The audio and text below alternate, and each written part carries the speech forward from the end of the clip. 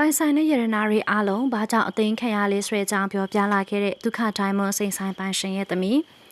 ငလင်ဘေးကြီးမှာတော့ဆင်းရဲချမ်းသာလူဒန်းစားမရွေးပြည်သူတွေအများအပြားနေနာဆုံးရှုံးခဲ့ရတာကိုပြည်သက်တို့အားလုံးသိကြမှာပါ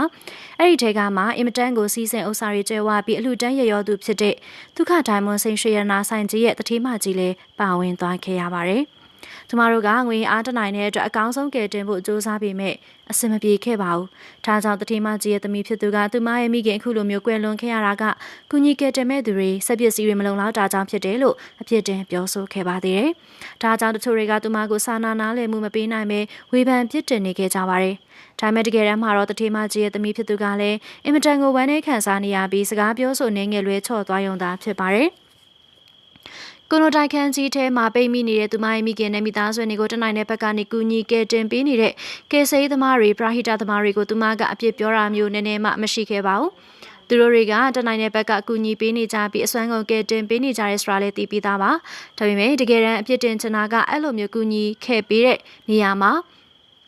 လူရင်းအားပဲတက်နိုင်ပြီးစက်ကရိယာအင်အားတွေပါတကူမှမတက်နိုင်တဲ့အတွက်ကြောင့်ဖြစ်ပါတယ်။တကယ်ဆိုရင်ဆက်ပစ္စည်းတွေသာလုံလောက်စွာရှိမယ်ဆိုရင်မိခင်ကြီးကအခုလိုမျိုးကွယ်လွန်သွားစရာအကြောင်းမရှိပါဘူး။မိခင်ကြီးက28ရက်နေ့ငလျင်ဆောက်လုပ်တဲ့အချိန်ကတည်းကအန်နီယကင်းစွာနဲ့ရှိနေခဲ့ပြီးဝန်ထမ်းကောင်မလေးကိုတော့အာပီစကားတွေပြောနေခဲ့တယ်လို့သိရပါတယ်။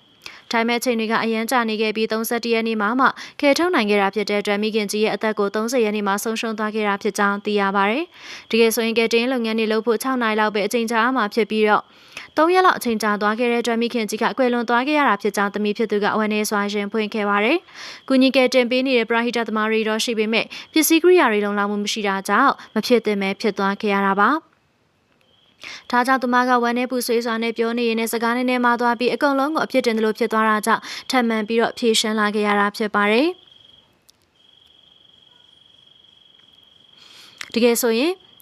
ကုညီကယ်တင်ပေးနေတဲ့သူမကဝမ်းနဲ့ပူဆွေးစွာနဲ့ပြောနေရင်နဲ့အခုလိုမျိုးမိခင်ကြီးကိုကယ်ထုတ်နေတဲ့အချိန်မှာကိုနိုတိုင်ခန်းကတာဝန်ရှိသူတွေကတစ်ချက်တောင်လာမကြည့်ခဲ့ပါဘူး။ဒါပေမဲ့ကလွန်သူမိခင်ကြီးကိုရှာတွေ့ခဲ့ပြီးကျန်တဲ့မောင်နှမတွေကိုထပ်ပြီးရှာဖွေနေတဲ့အချိန်မှာအိမ်ထဲကနေတမိုးကြီးစိန်ရွှေရနာရီများစွာပေါ်ထွက်လာခဲ့ပါတယ်။စီဆိုင်ပါရှင်တတိမကြီးဖြစ်တာကြောင့်ဒီလိုမျိုးစိန်ရွှေတွေကသူမတို့အိမ်မှာအပေါ်ဆုံးမှာ